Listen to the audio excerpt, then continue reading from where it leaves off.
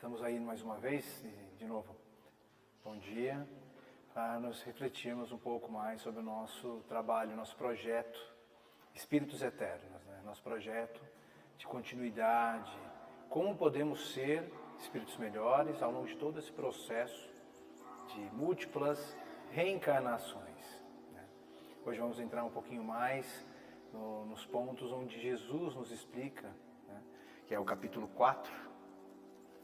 Ninguém pode ver o reino de Deus se não nascer de novo. Tá? Aqui no Evangelho, aqui na casa, nós estamos na página 58. Eu vou transmitir os slides aqui, tá? Para todos que estão aqui presentes, para quem está em casa. E para a gente começar, né, deixa eu colocar a transmissão aqui para o pessoal de casa, para a gente começar de uma maneira bem legal, né? Vamos convidar todos para a gente começar bem. Deixa eu colocar aqui. Perfeito. Vamos convidar todos para a gente fazer uma prece, tá bom? Nesse momento, convido a todos para respirar profundamente, sentir as energias dessa nossa casa espírita, sentir a presença dos mentores da casa, a proximidade do nosso anjo da guarda, dos nossos mentores espirituais, para que possamos humildemente refletir em nós mesmos, gastar aí esse período de hoje buscando aprender um pouco mais e aplicar, obviamente, os ensinamentos às nossas vidas. Agradecemos a Deus Pai Todo-Poderoso, nosso Criador, aquele que nos ama, que está sempre ao nosso lado. Agradecemos a Ele por tudo que temos em nossa vida, todas as oportunidades, todas as formas que temos de nos transformarmos em espíritos melhores. Agradecemos aos mentores da casa e pedimos humildemente que tanto os mentores quanto o nosso Senhor Jesus Cristo nos acompanhem nas reflexões de hoje. Que assim seja. Muito bem. Então, nós que estamos todos na página, né, iniciando esse capítulo, né, ninguém pode ver o reino de Deus se não nascer de novo, né? Logo de cara, Kardec traz para nós uma reflexão direta, né? Ele extraiu trechos do Evangelho, escrito por Marcos e Mateus, e esses trechos eu trouxe para vocês aqui, para a gente poder já começar a entender o que Jesus quis dizer. Bom dia, bom dia. Então, Kardec traz logo de cara aqui no tópico 1, Jesus, tendo vindo para os lados de Casareia de Felipe, interrogou seus discípulos e lhes disse, então estava Jesus, eu gostaria que todo mundo tentasse imaginar essa situação, né? Jesus com os apóstolos em volta, eles estavam em viagem, né? Então os apóstolos estavam ali em volta, e aí Jesus, bom dia, bem-vindas, bom dia. Jesus pergunta para eles, né? O que dizem os homens quanto ao Filho do Homem? Então Jesus ali estava perguntando sobre ele. Jesus veio, existia uma profecia que se chamava o Filho do Homem, que era o Filho de Deus, né? Essa profecia foi traduzida assim pelos profetas. Então, o que dizem as pessoas sobre mim, né? Quem dizes que eu sou, né? Jesus está interrogando aos apóstolos, que muitas vezes as mensagens não chegavam para Jesus, né? A gente sabe como funciona isso na vida real, né? Às vezes eu estou no trabalho, né? Outras pessoas falam de mim várias coisas, mas essas mensagens não chegam para mim. Então Jesus quis perguntar a eles, o que estão falando de mim? O que estão falando sobre mim? Aí os apóstolos responderam, alguns dizem que sois João Batista. Então as pessoas, né, todos aqueles com que Jesus caminhava e pregava, ele distribuía o amor por onde ele passava. E Jesus não veio, ele não negou nada a ninguém, e ele veio para aqueles que eram os doentes, os mais necessitados, aqueles que eram renegados, aqueles que estavam definidos pela sociedade como aqueles à mercê da sociedade. Eram os leprosos que ele curava, eram as prostitutas que ele escutava, eram os doentes que ele ajudava. Então Jesus estava, todos esses à volta, e eram pessoas, geralmente essas pessoas têm uma deficiência em conhecimento. Elas não iam para a escola porque eles eram relegados da sociedade. Elas não tinham muito conhecimento, elas ficavam meio perdidas sobre as coisas. Eu queria saber o que eles falavam. E falou, dizem que sois João Batista. Olha, que João Batista estava vivo na época de Jesus, né? Foi morto por Herodes, mas eles diziam que ele era João Batista, porque João Batista era muito famoso naquelas regiões, antes mesmo de Jesus começar a pregar. Outros dizem que era Elias. Elias foi um grande profeta, um profeta do Velho Testamento, né, um profeta que veio depois de Moisés e profetizou muitas coisas, teve muitos milagres. A gente, como espírita, não acredita em milagre, né? A gente acredita que isso tudo é natural, é possível ser feito, mas isso estava naquele período de tempo onde as pessoas não sabiam, não tinham esse conhecimento, então eles acreditavam em milagres. Elias fez muitos. Outros, Jeremias, que era outro profeta, ou algum dos profetas. Então as pessoas em volta acreditavam que Jesus era a repetição, ele era uma pessoa que já veio antes e que voltou de novo. Porque nós estamos falando aqui de reencarnação. Tá? A reencarnação é um dos dogmas do Espiritismo. Então, por que essas frases são trazidas por Kardec? Porque naquela época se acreditava que uma pessoa podia voltar de novo. Ela era Jesus, mas que ela, e está dizendo aqui, alguns dizem que sois, outros dizem que sois Elias, que sois outros. Então, as pessoas acreditavam em si que era possível retornar. Né? Existia esse senso comum que era possível retornar. Tá?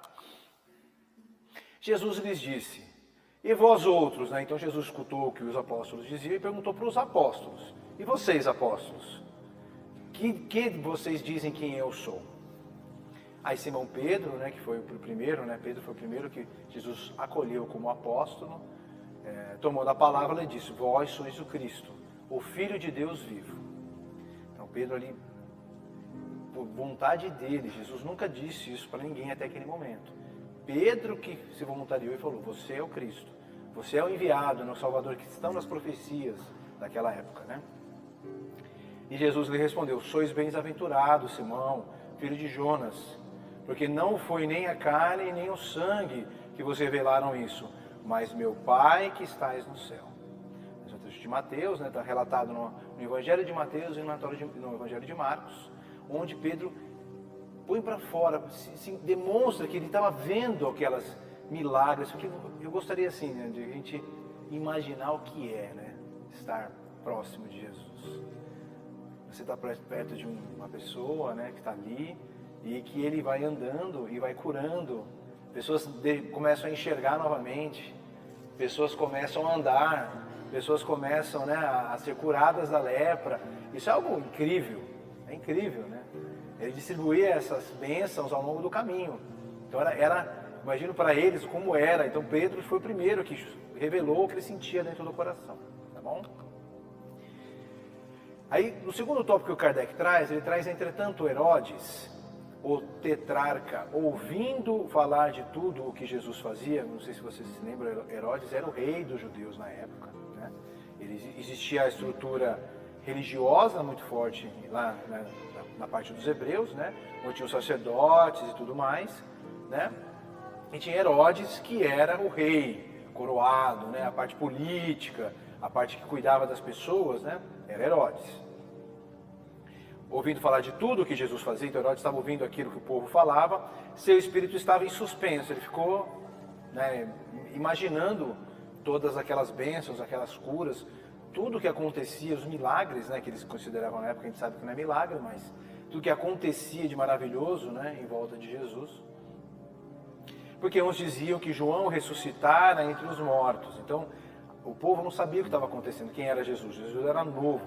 Jesus se revelou após o batismo que João Batista fez. Então, até aquele momento do batismo, que foi muito próximo da morte de João Batista, Jesus era desconhecido. Jesus não estava pregando e falando como os outros profetas. Então, alguns acreditavam que João Batista ressuscitara entre os mortos. Outros acreditavam que Elias apareceu. E outros que um dos antigos profetas ressuscitara. Tá?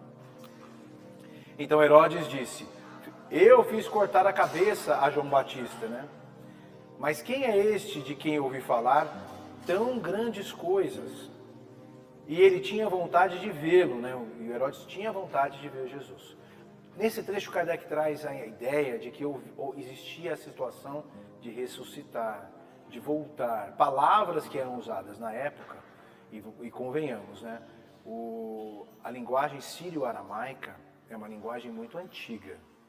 É uma linguagem que está em desuso hoje. Hoje não se usa mais a linguagem que Jesus falava quando era criança. Porque é uma linguagem muito pobre. As palavras não eram muito flexíveis, eles usavam as mesmas palavras para repetir outras coisas, dependendo do contexto, né? Era uma linguagem muito primitiva que não conseguia expressar tudo que nós podemos expressar hoje. Por exemplo, hoje a gente sabe que estudar português é difícil. Não sei quem gosta de estudar português, levanta a mão aí. Vocês gostam de estudar português aí na escola ou não? Levanta a mão. Gosta. Mas português é uma linguagem muito difícil. A gente tem vários tempos verbais, várias formas de se expressar, muitas palavras. Isso é porque nós crescemos a nossa intelectualidade, a nossa inteligência cresceu. Precisamos de mais palavras para expressar diversas coisas. Se continuássemos lá, vou dar um exemplo aqui, tá? Como a gente via nos filmes do Tarzan. Mim, Tarzan, você, Jane, mim com o corpo espiritual e Moisés também. E eles viram Elias, sabiam que era Elias, então, por que disseram que ele viria antes? Elias não tem que vir antes para que você venha, Jesus, né? Então, por que eles disseram isso se você está aqui e você é o Filho de Deus? Aí Jesus respondeu, é verdade que Elias deve vir e restabelecer todas as coisas. Então, Jesus confirmou o que foi dito pelos profetas. É verdade, Elias deve vir e restabelecer todas as coisas. Mas eu vos declaro que Elias já veio e não o conheceram, mas o trataram como lhes aprouve. Então, quer dizer, Elias já tinha vindo. Jesus confirmou que Elias tinha vindo. É assim que eles farão sofrer também Jesus. Ele falou assim é assim que vão me fazer sofrer. Então Jesus já previa o que ia acontecer com ele. Então seus discípulos compreenderam que era de João Batista que Jesus tinha falado. Então naquele momento, isso está transcrito nos evangelhos, né? Eles entenderam que João Batista era Elias. Eles mesmos haviam entendido isso. Então eles entenderam que Elias tinha um corpo físico quando viveu. Elias faleceu, né, desencarnou, e aí voltou João Batista, e João Batista era Elias, com outro corpo físico. Então esse conceito era mais aceitado na época, só que era um conceito muito confuso. Porque eles não tinham toda a intelectualidade que nós temos hoje, e nem tinham a base do espiritismo com mais explicações, era muito difícil transcrever isso, tá? Muito bem, muitos bons pontos que a gente colocou aí, tá? E aí eu trouxe um pouquinho para vocês, antes da gente entrar no evangelho em si, eu trouxe um trecho do Livro dos Espíritos, tá? Para a gente poder entender um pouco mais, não só o que o Evangelho está falando, mas a gente entrar também na doutrina, né? Pensar um pouco na doutrina. Então, o Livro dos Espíritos fala sobre a reencarnação, tá? Tem um capítulo que chama Da Pluralidade das Existências. Kardec separou esse capítulo e faz perguntas, né? Quem não conhece o Livro dos Espíritos, é muito legal. Temos estudos aqui às quartas-feiras, né? Quem quiser pode participar, tanto online quanto presencial, tá? E na questão 167, Kardec pergunta, qual o fim objetivado com a reencarnação? Então Kardec chega para os espíritos e pergunta, qual é o fim? Para que serve a reencarnação? E os espíritos respondem, expiação, melhoramento progressivo da humanidade, sem isso, onde há a justiça? Então, quando os espíritos respondem dessa maneira, nos faz pensar um pouco, porque eles quiseram dizer sobre reencarnação está atrelado à justiça. Então vamos refletir um pouco sobre isso. A justiça, ela vem quando eu preciso, se eu cometi alguma coisa equivocada, eu preciso reajustar, eu preciso resolver, eu preciso transformar isso numa coisa igual, equilibrar. Eu preciso que as coisas estejam como? Perdão? Reparar o erro. Muito bom, muito bom. Então a reencarnação, ela nos dá a possibilidade de que a justiça de Deus seja feita. Como eu sou igual a vocês perante Deus, eu não tenho diferença nenhuma, eu não tenho privilégio nenhum. Eu, Rafael, sou só mais um filho de Deus, como todos somos. Se eu, como filho de Deus, faço um equívoco, eu vou dar um exemplo aqui, eu vou lá e tiro a vida de uma pessoa. Eu tirei a vida de uma pessoa aqui. Eu cometi esse equívoco por minha livre e espontânea vontade, num acesso de raiva, numa briga de trânsito, qualquer que seja a situação, eu vou e tiro a vida de uma pessoa. Eu cometi um equívoco, eu interrompi a vida de outra pessoa, por minha decisão, tudo bem? Nesse exemplo que a gente está montando, tá? eu preciso reajustar isso. Eu preciso que essa pessoa tenha a chance de continuar a vida dela, bom dia, bem-vindos, continuar a vida dela como ela precisava, ela tinha as missões dela, ela tinha os planos dela, ela tinha tudo aquilo que ela tinha que fazer, e eu fui e interrompi aquilo, nesse exemplo que eu estou montando, tá bom? Então eu preciso reajustar. Nesse caso crítico, eu escolhi um caso crítico como esse, eu não consigo reajustar nessa vida porque eu já acabei com a vida da pessoa, tirei a vida dela nesse exemplo. Né?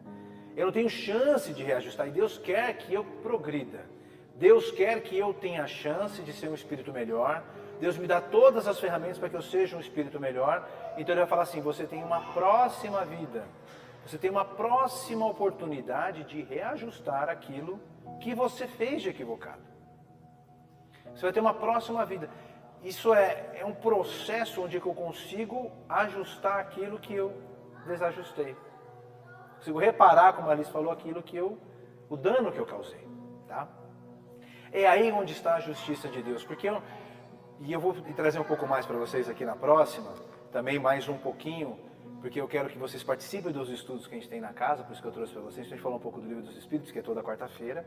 E a gente também tem o Céu e Inferno. O Céu e Inferno é uma obra que nós estamos fazendo agora o estudo, junto a Conduzindo, toda terça-feira.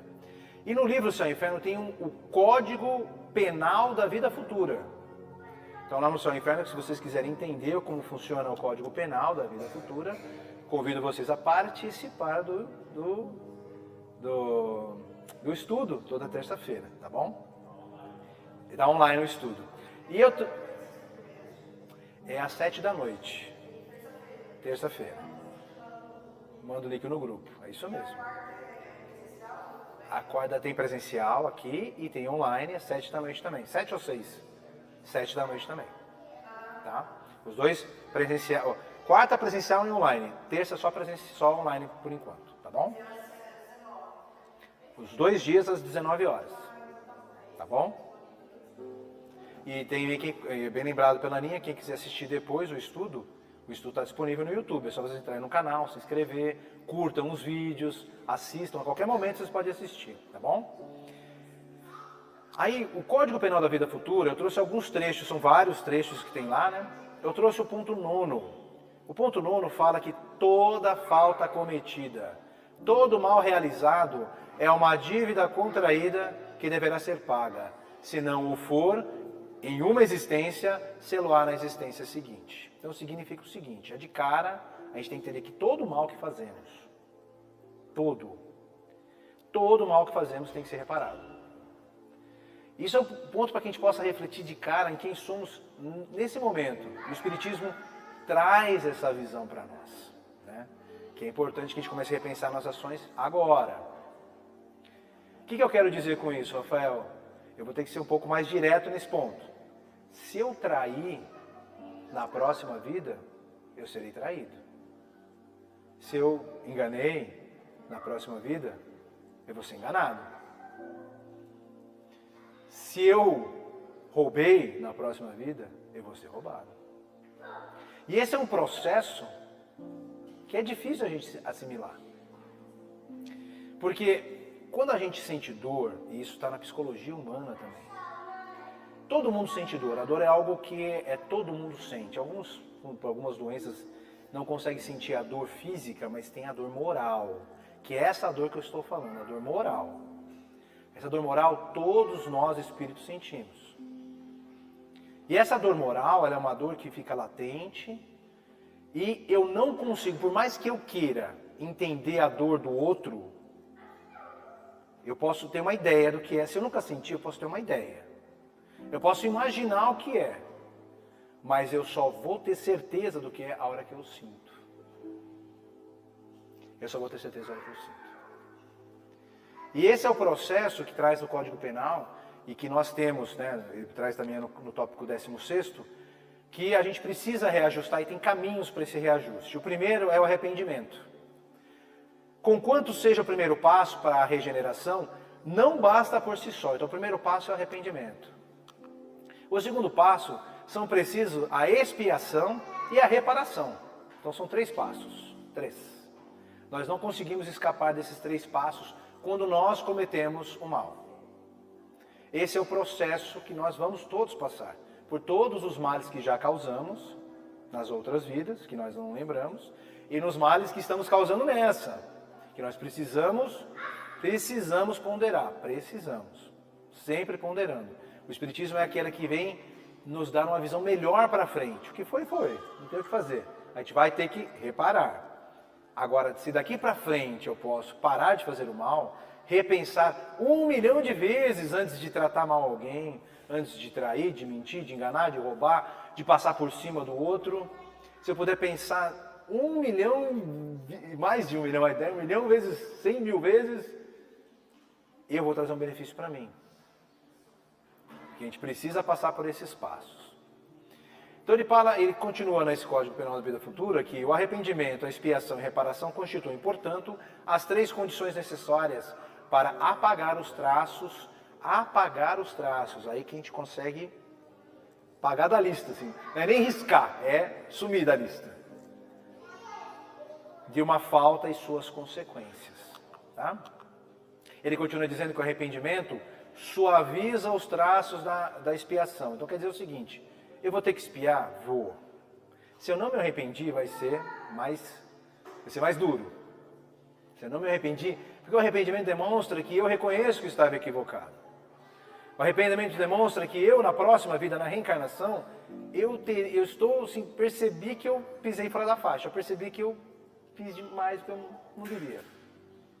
Então, o arrependimento suaviza os traços da expiação, abrindo assim a esperança do caminho da reabilitação. E só a reparação, contudo, pode anular o efeito, destruindo-lhe a causa. Do contrário, o perdão seria uma graça e não uma anulação. Então, olha, esse trecho eu resolvi trazer para vocês porque o Espiritismo também fala do perdão. Tá? E o perdão, ele é algo que a gente acredita que temos na nossa cabeça, tá? Vou falar que isso também estava comigo. Pode ser que vocês acreditem diferente. Vou falar o que estava comigo. Que quando eu perdoar aquele espírito que me fez o mal, quando eu perdoar aquela outra pessoa que me fez o mal, o problema acabou. O problema acabou. A pessoa está perdoada, ela vai poder ficar livre. E no Código Penal da Vida Futura, explica que não é assim. Porque todo o mal que eu fiz, eu tenho que reparar. Então ele separa o perdão do reajuste. Ele separa. Isso nos auxilia a perdoar, porque o perdão nos prende àquele que nos fez mal. O perdão, ele é uma bênção para mim que quero perdoar. Para que a próxima encarnação eu possa seguir feliz, eu possa seguir melhor. Nessa mesma eu posso seguir melhor. Porque aquele espírito que me fez o mal, ele vai reajustar. É a lei de Deus. Ele vai reajustar. Ele vai reajustar não pelas minhas mãos, mas como nós estamos no mundo de expiação e prova, como a gente acabou de estudar, existe alguém que vai fazer com ele aquilo que ele fez comigo. Porque está no passo do processo de aprendizado. Porque se ele é capaz de fazer, é porque ele acha que aquilo é certo. Se ele é capaz de fazer o mal, porque ele entende que aquilo pode ser feito. E aí ele vai encontrar alguém, se eu perdoei, eu não vou ser eu o algoz. Eu vou ficar livre, eu vou seguir minha evolução espiritual. Eu vou confiar em Deus. Eu vou fazer com que isso progrida para mim. Eu aprendi, eu senti aquela dor. Eu sei porque eu já devo ter feito, então eu sei como é ruim passar por isso. Nunca mais eu vou fazer. E ele vai encontrar algum algoz nesse planeta ou num outro planeta inferior, porque ele pode ser que ele decaia para um planeta inferior. Para nós. Isso. Exato. O perdão nos liberta, Rosana. Ele tira esse porque a gente tem a certeza e a confiança de que o perdão é uma graça para nós e não é uma anulação do que ele fez. Mesmo que eu perdoe aquele que me fez o mal, ele vai ter que reparar. Ele vai reparar. Ponto final. E não precisa ser por minhas mãos. Não, isso acaba com olho por olho, dente por dente. Isso, olho por olho, dente por dente. Que é o que a gente vem fazendo há milênios, desde o começo das encarnações. E agora, com esses trechos do Espiritismo, mostra que o perdão é bem-vindo. Nos liberta do mal que está causando para nós. e nós estamos livres, porque ele vai passar. Assim como eu estou passando pelos males dessa vida hoje, assim como cada um de nós está passando por males na vida, que não sabe de onde veio, não sabe por quê, são reajustes, nós estamos passando. Nós estamos reajustando. Isso quer dizer que se nessa vida eu não fiz e estou recebendo aquilo, opa, peraí, então foi na vida passada. E eu sei que é ruim, porque eu só sei a dor de verdade a hora que eu sinto. Eu posso imaginar o que é ter uma dor. Eu posso imaginar o que é, né, perder um braço, perder uma perna. A gente pode sempre imaginar, mas a gente só sabe mesmo o que é quando a gente passa por aquilo. E se a gente é capaz de fazer o mal, a expiação vem para nos mostrar que esse é o dano que você causa. No íntimo, por detalhes do dano que você causa no outro, você vai sentir. E aí você poupa, isso aí não é bom fazer. Eu vou parar. E aí são os processos que existem devido à reencarnação, tá bom? Então, foi um pouquinho do que a gente trouxe das outras obras, eu fiz questão de trazer, porque eu gostaria muito que vocês participassem dos estudos.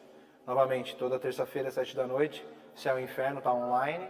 Toda quarta-feira, 7 da noite, o Livro dos Espíritos. Participem, se engajem. Essa é a nossa missão, cabe a nós, sermos espíritos melhores. A gente aprender mais, para que a gente possa também se desvencilhar dos males que nos rodeiam, né, que nos prendem, distribuir o perdão, saber que as coisas vão ser reajustadas com o tempo e a gente seguir como espíritos eternos na nossa profunda melhora constante, tá bom? E aí, voltando para o Evangelho, eu vou voltar para o tópico 4, onde a gente parou, né, lá atrás, tá? Que ele fala, Kardec começa a explicar, agora, né, voltando para o Evangelho, Kardec quer explicar a ressurreição e a reencarnação. Ele quer trazer isso, como ele está apresentando o Espiritismo, né, como ele quer explicar a obra do Espiritismo, ele vai trazer por que a reencarnação é válida. Tá? A reencarnação fazia parte dos dogmas judaicos sob o nome de ressurreição. Então, lá atrás, com a outra língua sírio-aramaica, com os conceitos que existiam na época, a reencarnação era algo que estava dentro da ressurreição. Ressurgir, podia ser ressurgir com o mesmo corpo ou ressurgir com outro corpo. Foram os trechos que os próprios apóstolos colocaram que a gente estudou. Tá? Só os saduceus que pensavam que tudo acabava com a morte e não acreditavam nela. Né? Então não acreditavam na ressurreição ou na reencarnação. Tá? As ideias dos judeus sobre esse ponto, como sobre muitos outros, não estavam claramente definidas, porque não tinham senão noções vagas e incompletas sobre a alma, a sua ligação com o corpo. Então, eles não tinham muita noção. Eles estavam ainda, imagina um povo ainda, que não, olha o que a gente tem hoje, né? A gente tem internet, a gente tem, sabe dos planetas, dos astros, a gente tem a medicina, sabe o que é o DNA, a gente sabe de doenças hereditárias, o que vem. Lá atrás, são 2000 anos, 2024 anos atrás, Jesus nasceu. Mas nem remédio tinha. A penicilina, que foi o primeiro antibiótico, veio agora em 1900, nesse século passado. Né? Não tinha remédio, não se usava ervas, não tinha energia elétrica, não tinha celular, a gente não podia viajar à noite. Olha como, imagina, lá atrás, você explicar para eles de planetas, né? Nós lá atrás, né? Jesus chegar e explicar para nós vidas em outros planetas, que a gente podia nascer de novo no outro corpo. Para eles era algo surreal. Como que eu vou entender isso, né? Até hoje, né? Mas é um pouco do dogma das outras doutrinas, né? Das outras religiões. Mas nós estamos aqui para reforçar os porquês que tem, os benefícios que ela tem, porque a reencarnação, ela é um benefício, gente. Imagina que eu possa começar uma vida nova, zerada, bonitão, esqueci de tudo e fazer o certo agora. Agora eu vou fazer o certo. Eu aproveitar toda a experiência minha como espírito, de todas as outras vidas, e nessa próxima eu vou fazer o certo. Olha que legal. Eu já aprendi, já errei, agora eu tenho a chance de fazer certo. Isso é uma bênção. É que nem você fazer a prova, vamos pensar na escola, tem uma prova difícil na escola, não tem? Imagina que se você fez a primeira prova, você foi mal, você pode fazer a prova de novo e passar? Seria bom, não seria? Então, essa é o que a gente está fazendo. A reencarnação traz essa sensação para nós. A gente ser testado uma vez, falhar e depois conseguir passar. Utilizar do aprendizado que a gente tem para progredir, tá bom? Eu não lembro onde eu parei, vou começar de novo, tá? As ideias dos judeus sobre esse ponto, sobre muitos outros, não estavam claramente definidas, porque não tinham senão noções vagas e incompletas sobre a alma e sua ligação com o corpo. Eles acreditavam que um homem que viveu podia reviver, eles acreditavam nisso, nessa possibilidade, sem se inteirarem com precisão da maneira pela qual o fato podia ocorrer. Então, eles sabiam que era possível, mas eles não tinham mecanismos, não tinham inteligência suficiente para entender como ocorria, como era possível um homem reviver num outro corpo, né? Designavam pela palavra a ressurreição, o que o Espiritismo, mais judiciosamente, né, mais preciso, né, um julgamento um pouco mais acertado, chama de reencarnação, porque a gente tem uma nova carne, né? Então a ressurreição que eles chamavam lá é a gente ter uma carne nova no Espiritismo, né? Uma carne para o nosso espírito. Com efeito, a ressurreição supõe o retorno à vida do corpo que morreu, o que a ciência demonstra ser materialmente impossível, sobretudo quando os elementos desse corpo estão, desde há muito, dispersos e absorvidos. Então, o que acontecia? Por isso que era difícil entender, né? Vamos pensar lá atrás, né? Mas pensar nesses conceitos. Eu vou desencarnar, todos nós vai acontecer, tá? Mas um dia que o meu corpo acontecer de eu desencarnar, ou vou ser cremado, a dona Onça não sei o que ela vai fazer comigo, ou se ela vai cremar, ou se ela vai enterrar, depois de doar os órgãos, e aí o corpo vai apodrecer, é um processo natural, ele vai apodrecer. Aí como é que eu vou voltar para aquele corpo apodrecido e voltar a andar, vou virar um zumbi, andando assim, um zumbizão? Não dá, né? Então, esses conceitos ficavam confusos quando eles falavam, e eles não tinham tanta inteligência, né? Então por isso que eles não conseguiam, né, trabalhar isso, né? Com efeito, a ressurreição supõe o retorno, assim, se demonstra materialmente possível, sobretudo... isso eu já falei, né? Desculpa, vamos continuar aqui. A reencarnação é retorno da alma, ou espírito, a vida corporal, mas em outro corpo, novamente formado para ela, em que nada tem em comum com o antigo. Então isso é interessante. Isso também está nas outras obras do Kardec.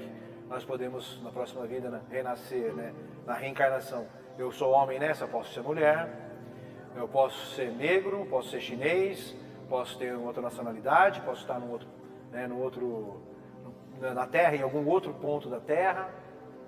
Tudo é possível, tá? Na reencarnação. Porque são pontos que eu preciso reajustar ao longo da minha história longa de espírito, das outras vidas que eu agora não lembro e de tudo que eu já fiz nessas histórias. Então pode ser que eu tenha que ir para outros lugares, viver outras experiências, reparar os danos que causei e outros formatos, tá bom?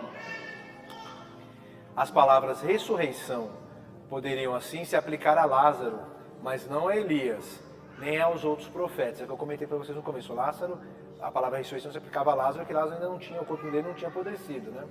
Mas aos outros profetas, Elias, não dá para falar a ressurreição de Elias, que já tinha morrido há 1000 anos antes que Jesus veio, né? Se, pois, segundo a sua crença, João Batista era Elias, o corpo de João não podia ser o de Elias. Mas uma vez tinha visto João criança, e se conheciam seu pai e sua mãe, João podia ser Elias reencarnado, mas não ressuscitado. Aí é onde eu estava, desculpa. Segundo, pois, sua crença, João Batista era Elias, o corpo de João não podia ser o de Elias, né? Então, como Jesus falou naquele momento, depois da transfiguração, que Elias voltou, e ele por isso que ele não reconheceram, porque ele era João Batista, né? Então quer dizer que Elias tinha voltado num outro corpo. Então Jesus já afirmou a possibilidade disso. Só que eles não entendiam isso, né? Não tinha esses mecanismos intelectuais que temos hoje para entender esse tipo de ideia, tá? Uma vez que tinham visto João quando criança, se conheciam seu pai e sua mãe, João desculpa, podia, pois, ser Elias, reencarnado, mas não ressuscitado, né? Aí no tópico 5. No tópico 5 a gente tem um trecho onde o Jesus fala com Nicodemos, né? Nicodemos era um senador, ele era um doutor da lei, ele conhecia a lei hebraica, né? A lei dos judeus, e também era um senador, então ele tinha muito poder, ele era muito conhecido, né? E ele, depois de ver os feitos de Jesus, ele foi até Jesus, procurar Jesus, para entender, porque ele queria falar com Jesus, que ele via o que Jesus fazia em Jerusalém, e ele sabia que os sacerdotes eram contra Jesus, Mesmo assim, ele foi às escondidas encontrar Jesus. Ora, havia um homem entre os fariseus chamado Nicodemos, senador dos judeus, que foi à noite encontrar Jesus e lhe disse: Mestre, sabemos que viestes de parte de Deus para nos instruir como um doutor. Então Nicodemos reconheceu Jesus ali como enviado por Deus. Tá? Porque ninguém poderia fazer os milagres, eles acreditavam em milagres, né? A gente não acredita, eu reforço isso. Isso tudo para nós é natural, é manipulação de fluidos, que nós vamos ver nos cursos aí, nos estudos, né, de terça e de quarta. Porque ninguém poderia fazer os milagres que fazeis se Deus não estivesse com Jesus, né? Jesus lhe respondeu: em verdade vos digo, ninguém pode ver o reino de Deus se não nascer de novo. Então, por que Jesus foi tão direto com Nicodemos? Porque Nicodemos foi ali, né? Acredita em você e tal. Para mim, Jesus foi bem direto porque Nicodemos conhecia a lei. Ele era estudado, ele era um daqueles que tinha muito conhecimento e ele ensinava aos outros a lei, né, judaica. Então, ele sabia do que acontecia em volta. Ele sabia das possibilidades de reencarnação e Jesus ali para mim foi testá-lo. Foi colocá-lo à prova dos conhecimentos dele, do que ele aceitava ou não de Jesus. Então Jesus foi no ponto que ele já sabia que Nicodemos poderia falir. Então ele já foi falar: ninguém pode ver o reino do céu se não nascer de novo. Então, aí Nicodemos, isso, obviamente, já sabia, né? Por isso que fez isso com ele. Nicodemos se assustou, né? Como pode um homem nascer um homem que já está velho, né? Então Nicodemos já caiu naquele processo que Jesus sabia do ponto fraco dele. Pode ele entrar no ventre da sua mãe para nascer uma segunda vez? Ele perguntou isso, né? Perguntou isso para Jesus. Jesus lhe respondeu: em verdade vos digo, se um homem não renascer da água e do Espírito, não pode entrar no reino de Deus. Jesus já traz isso de novo. O que é nascido da carne é carne, e o que é nascido do Espírito é Espírito. Não vos espanteis do que eu vos disse, que é preciso que nasçais de novo. Então Jesus já chega para ele já naquele ponto mais, né, complicado para Nicodemos, que Nicodemos tinha que aceitar que ele teria que nascer de novo. Ele teria que voltar à vida por outro lado. E Jesus exatamente a separa, né? Mais para frente não vai dar tempo hoje, né, porque o nosso estudo vai acabar, não vai dar tempo. Mas na próxima semana a gente vai continuar e ele vai explicar a diferença do que é nascer da carne e o que é nascer do Espírito. Como ele separa, que Jesus separa isso. Nascer da carne, eu preciso de uma carne para nascer. Eu preciso de um corpo para nascer. E nascer do Espírito foi a criação de Deus. Deus me criou. Eu nasci como Espírito. As coisas são independentes, né? Jesus separa as duas coisas, né? Mais para frente a gente vai ver isso. Aí Jesus continua: o Espírito sopra onde quer. Eu ouvi sua voz, mas não sabeis de onde ele vem e para onde ele vai. Ocorre o mesmo com todo homem que é nascido do Espírito. Então, Jesus continua explicando para Nicodemos o que ele já sabia, mas ele não queria aceitar no meu ponto de vista. Tá? Nicodemos lhe respondeu: como isso pode se dar? Né? Nicodemos ainda estava não acreditando nisso. Jesus lhe disse: que sois mestre em Israel e ignorais essas coisas, né? Porque Jesus não falou de mais nada com ele, foi direto. A primeira coisa que Jesus falou com Nicodemos foi isso: não pode ver o reino de Deus se não nascer de novo, que é a fraqueza do Nicodemos ali, né? Em verdade vos digo que não dizemos senão o que sabemos e que não testemunhamos senão o que vimos. Então Jesus traz a verdade. Se Nicodemos chega afirmando que Jesus é o enviado de Deus, ele acredita que Jesus é o enviado de Deus, Jesus fala para ele daquilo que ele tinha mais dúvida, daquilo que ele tinha mais dificuldade de aceitar. Porque é muito difícil, né? E eu trago isso para a nossa vida real, a nossa vida de hoje. Tá? Vamos pensar assim, que a gente tem uma vida, né? Às vezes pode ser uma vida financeiramente boa.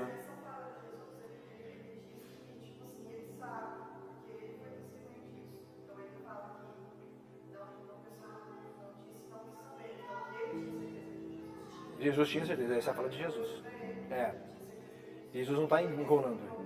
Não, Jesus testemunha isso, assim como nós, espíritas, também testemunhamos. Nicodemos consegue entender. Mas por que ele não consegue entender?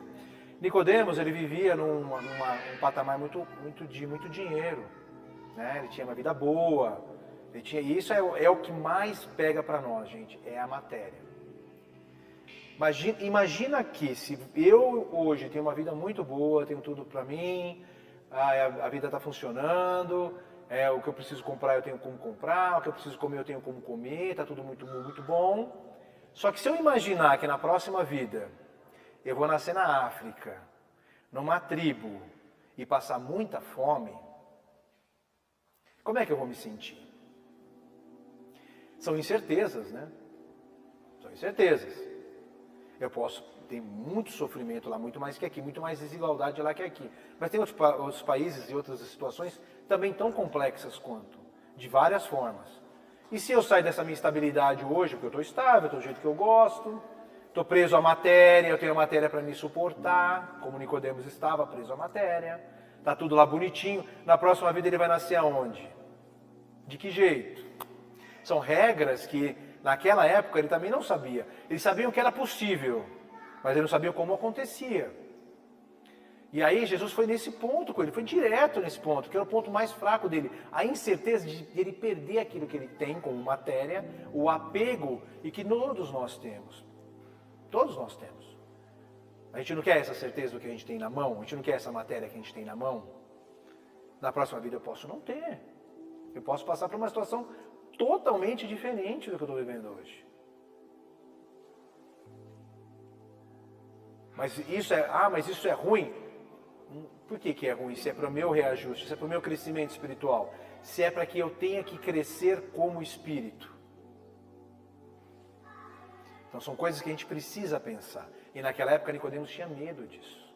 Assim como nós temos hoje. É muito fácil enxergar o medo dele nas nossas escolhas do dia a dia. Quem quer perder a tranquilidade que já tem, a matéria que já tem?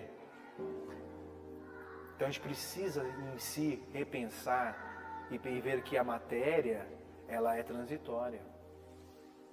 O que importa é o espírito que vai progredir. E se muito em breve, espero que todos possam progredir até mundos melhores. Que a gente acabou de estudar, mundos de regeneração, mundos felizes, onde a matéria lá nem existe. Não preciso de matéria para ser feliz lá. Então são pontos cruciais para que a gente possa trabalhar e aceitar os processos, tá bom?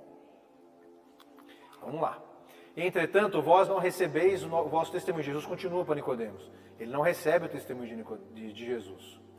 Mas se não me credes quando vos falo das coisas da terra, como me crereis quando vos falar das coisas do céu?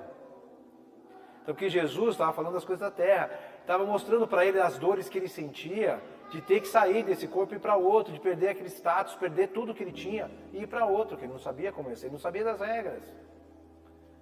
Se você não crê nem nesse primeiro momento da matéria, como ele vai crer nas coisas do céu? Então, Jesus já enxergava as dores de Nicodemos e as limitações dele, limitações que podemos ter em nós hoje. Então esse é um convite para que a gente possa repensar também nós mesmos, tá bom?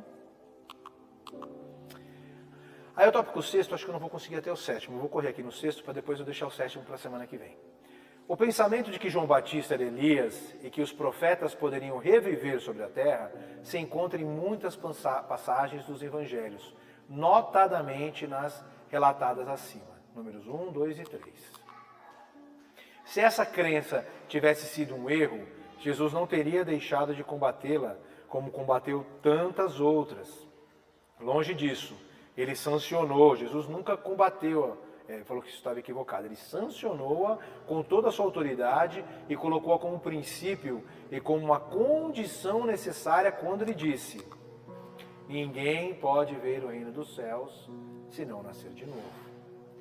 E a gente acabou de ver no comecinho, é um processo de depuração do espírito, é um processo de melhoria. A reencarnação vai fazer com que eu tenha a chance de tudo que eu fiz de equivocado, tudo que eu errei, toda a minha lição aprendida como espírito, eu posso começar do zero, começar de novo, fazer a prova, fazer aquela prova difícil da escola com mais conhecimento, não é? Ter a chance maior de acertar. ter a chance maior de passar por isso sem tropeçar de novo. Esse é o grande benefício. O benefício é a gente ter amor também por aqueles que a gente não tinha. A gente vem com os familiares, geralmente os familiares, eles são o que a gente tem mais dificuldade na nossa vida anterior. A gente teve mais atrito. E quando todo mundo vem, dois filhos de Deus zeradinhos, né, a gente vem em branco, a gente começa a ter o contato, a gente começa a desenvolver o amor. Aprende a amar aquele que a gente pode ser, não estou falando que é regra, tá? Não, isso não é uma regra. Tem muitos espíritos que vêm reencarnando juntos porque se amam e vêm juntos se ajudando e se amando. Mas existe sim espíritos que reencarnam que tinha ódio um do outro. São os pontos que cada um tem que evoluir. Deus permite que eles pensem assim. E aí nem todos estão preparados. Isso é uma frase muito interessante dentro do espiritismo. Muitos preferem colocar a culpa em outro. Então, quando você vai nessas religiões, a culpa é em outro. Foi o demônio, foi o espírito ruim, fui tomado, por isso que eu fiz o mal. E o espiritismo não. O espiritismo é um que traz para nós a nossa responsabilidade. Que segue a fala de Jesus à risca. Cada um tal qual suas obras. Então Jesus nunca disse que era culpa do demônio. Jesus disse, cada um tal qual suas obras. Então você será avaliado, e isso está no Código Penal da Vida Futura, no Céu e Inferno, que eu convido de novo todos a participarem do estudo terça-feira, você será avaliado pelo que você fez. E a reparação vai ser calculada de acordo com o que você fez, com um grau de arrependimento, para que a expiação seja abrandada. Tudo isso está em conta. É importante que a gente reflita sobre isso. E os outros, eles vão acreditar um dia, Rosana. Eu entendo que o progresso ele vai acontecer. Só que para eles aquele momento é o que eles precisam. Eu tenho hoje, é isso que eu tenho, cuido desse jeito e tudo que é mal vem do espírito, vem do demônio, não vem de mim. Tá bom? Mas nós já estamos num outro momento. A gente acredita na nossa responsabilidade. Que nós somos responsáveis pelo nosso destino. E que nós podemos ser um espírito melhor hoje. Podemos ou não podemos? Que a gente siga assim, certo?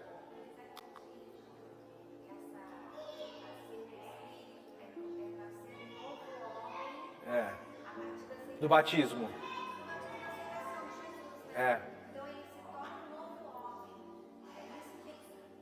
Acredita? Mas a gente pode se tornar um novo homem também hoje, sem renascer. Cabe a nós, sem a reencarnação. A gente entende dos dois formas. Eu posso ser um novo homem hoje, com as minhas escolhas melhores daqui para frente, e além disso eu tenho a reencarnação para reparar aquilo que eu fiz de equivocado e deixar tudo tranquilo, quitado com aqueles meus irmãos. Olha que maravilha, que bênção. É isso que a gente tem que pensar. E aí Jesus insiste em dar juntando. Não vos espanteis do que vos disse, que é preciso que nasçais de novo. É como a senhora está falando. Essas novas oportunidades, elas precisam acontecer. E eu tenho essa nova chance para fazer melhor e me desenvolver, tá bom? Eu vou trazer um vídeo do Divaldo falando um pouquinho, tá? Para vocês. Em uma noite de muito padecimento íntimo em minha vida, Joana de Ângeles disse uma frase que eu elegi como roteiro. Ela disse-me: faze da tua vida uma estrada assinalada por pegadas luminosas, para que todo aquele que venha depois de ti possa dizer: por aqui passou uma luz, porque deixou setas luminosas apontando o rumo. Então a felicidade não é a ausência do sofrimento, não é a ausência da companhia, não é a ausência da dor. A felicidade é esse estado natural de compreender por que sofremos. E a reencarnação nos explica por que sofremos. Porque a reencarnação nos diz que nós somos semeadores e somos colhedores. O que o Divaldo trouxe aí, que a felicidade não é a ausência da dor, né? A felicidade é entender por que sofremos e seguimos em frente. Sabemos que nós estamos reparando os equívocos, que não tem que pagar, imagina, eu tenho que pagar aquele boleto. Quem gosta de pagar boleto aí? Não sei se tem alguém que gosta. A gente tem que pagar aquele boleto 10 vezes todo dia. Não dá, né? Eu paguei uma vez, estou livre. eu quitei aquilo, né? Então isso é importante. É importante a gente pensar assim, né? Que a reencarnação traz esse benefício, a gente explicar que o sofrimento chega, nós estamos quitando e estamos seguindo em frente. Porque como o Divaldo disse, nós estamos plantando, mas também, com a lei da causa e efeito, a gente precisa colher, tá bom? Agradeço a participação de todos, os comentários, foi muito bom, viu? Muito bom a gente refletir. Tem mais algum comentário de vocês, algum outro ponto? Depois a gente passou um pouquinho do horário, peço desculpa para vocês. Vamos fazer uma prece para a gente poder finalizar, tá bom?